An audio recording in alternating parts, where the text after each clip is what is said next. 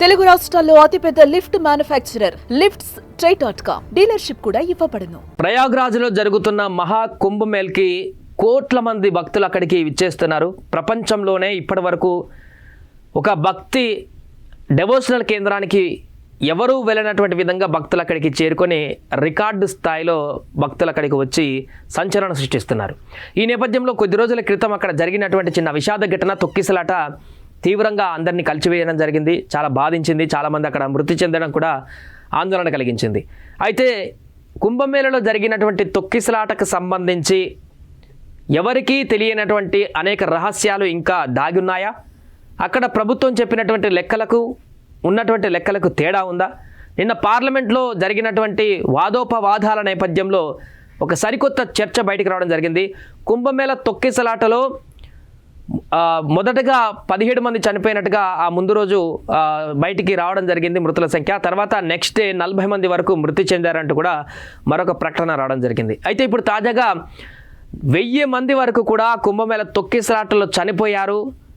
అక్కడ నదిలోనే ఆ డెడ్ బాడీలను కలిపేశారు బయటికి తెలియకుండా అనేటువంటి ఆరోపణను కాంగ్రెస్ పార్టీని సంబంధించిన ముఖ్య నేతలు చేయడం సంచలనంగా మారింది. ఒకసారి ఆ వార్త చూద్దాం. నిజంగా అలాంటి పరిణామం ఏమైనా జరిగిందా?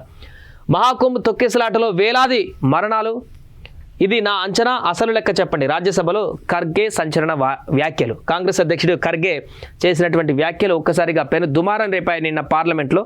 ఎందుకంటే ఆయన వేల సంఖ్యలో అక్కడ మరణాలు జరిగాయి, అసలు లెక్క చెప్పండి అంటూ, అంటే నా వ్యక్తిగత అంచనా ఇది అంటూ ఆయన చెప్తూ అసలు లెక్క బయటపెట్టండి అంటూ కూడా ఆరోపణలు చేయడం సంచలనంగా మారింది. సంగమంలో శవాలను విసిరేశారు. మహాకుంభ్ కలుషితం. జయా బచ్చన్ గారు కూడా ఎంపీ, ఆమె కూడా సంచలన ఆరోపణలు చేసింది. శవాలన్నింటినీ కూడా సంగమంలోనే కలిపారు, సంగమంలో వాటర్ అంతా కూడా కలుషితం అయిపోయింది ఇప్పుడు ఆ శవాలతోటి అని చెప్పేసి ఆమె ఆరోపించారు. మహాకుంభమేళలో ఇటీవల చోటు చేసుకున్న తొక్కిసలాట ఘటన పార్లమెంట్ ఉభయ సభలను కుదిపేసింది. విపక్ష పార్టీలకు చెందిన సభ్యులు ఉత్తరప్రదేశ్ ప్రభుత్వం పైన నిప్పులు చెరిగారు. మౌని అమావాస్య సందర్భంగా కోట్ల మంది భక్తులు వస్తారని తెలిసినా సరైన ఏర్పాట్లు చేయకపోవడంతోనే ఈ ఘటన జరిగిందని సభ్యులు ఆరోపించారు. తొక్కిసలాట ఘటనలో వేలాది మంది చనిపోయారని కాంగ్రెస్ అధ్యక్షుడు రాజ్యసభలో విపక్ష నేత మల్లికార్జున ఖర్గే సంచలన ప్రకటన చేశారు. వారందరికీ నివాళులర్పిస్తున్నారు. దీనిపైన అధికార పక్ష సభ్యుల నుంచి తీవ్ర నిరసన వ్యక్తమైంది. దీనిపైన స్పందించిన చైర్మన్ జగదీప్ ధన్ఖడ్ ఖర్గే చేసిన వ్యాఖ్యలను ఉపసంహరించుకోవాలని కోరారు. ఈ సందర్భంగా ఖర్గే స్పందిస్తూ తొక్కిసలాట మృతుల విషయంలో ఇది నా అంచనా, ఒకవేళ ఇది తప్పైతే వాస్తవం ఏమిటో మీరే చెప్పండి, సరిచేసుకునేందుకు నేను సిద్ధంగా ఉన్నానని అన్నారు. ఎవరిదో తప్పు పట్టేందుకు తాను వేలాది మందిని అని అనలేదని, కనీసం ఇప్పటికైనా ఎంతమంది చనిపోయారో అనేటువంటి దాన్ని సమాచారం ఇస్తారని అలా అన్నానంటూ కూడా తెలిపారు. ఒకవేళ తాను తప్పు చేసి ఉంటే క్షమాపణ చెబుతానన్నారు.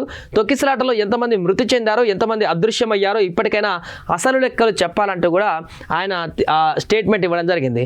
సో జయా బచ్చన్ కూడా ఆరోపించారు. ఆమె ఏం చెప్పారంటే, తొక్కిసలాటలో మృతి చెందిన వారి పార్థివ దేహాలను సంగమంలోనే విసిరేశారని సమాజ్వాదీ పార్టీ సభ్యురాలు జయా బచ్చన్ ఆరోపించారు. దీంతో పవిత్ర కుంభమేళ కలుషితమైపోయిందని అన్నారు. ఆమె పార్లమెంటు బయట మీడియాతో మాట్లాడుతూ ఈ ప్రకటన చేశారు. సభలో కాకుండా ప్రస్తుతం నీరు ఎక్కువగా కలుషితమైంది, ఎక్కడ అంటే ఖచ్చితంగా కుంభమేళలోనే, ఎందుకంటే తొక్కిసలాట మృతుల పార్థివ దేహాలను సంగమంలోనే పడేశారని ఆమె ఆరోపించడం జరిగింది. దీంతో లోక్సభలో తీవ్ర నిరసన కూడా వ్యక్తమయ్యడం జరిగింది అధికార పక్ష ప్రతిపక్షాల మధ్య కూడా వాళ్ళు చేసినటువంటి ఆరోపణతోటి. అయితే పూర్తిగా అధికారికంగా ఎంతమంది తొక్కిసలాటలో ఎంతమంది గాయపడ్డారు, ఎంతమంది మృతి చెందారు, ఎంతమంది ప్రస్తుతం ఎక్కడున్నారు, వారి పేర్లేంటి, వివరాలనేంటి కూడా బయటికి చెప్పకపోవడంతో ఇప్పుడు వీరు చేసినటువంటి ఆరోపణకి ఒక ఆజ్యం పోసినట్టుగా కనపడుతుంది.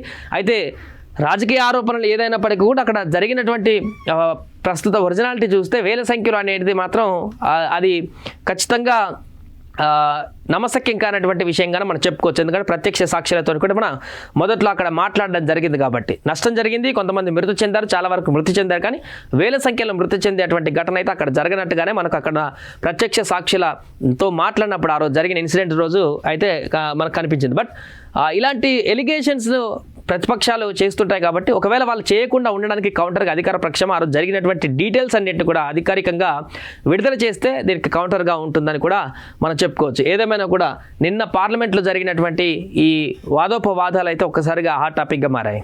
సుమన్ టీవీలో మీ పర్సనల్ అండ్ బిజినెస్ ప్రమోషన్స్ కోసం కింది నెంబర్కి కాంటాక్ట్ చేయండి.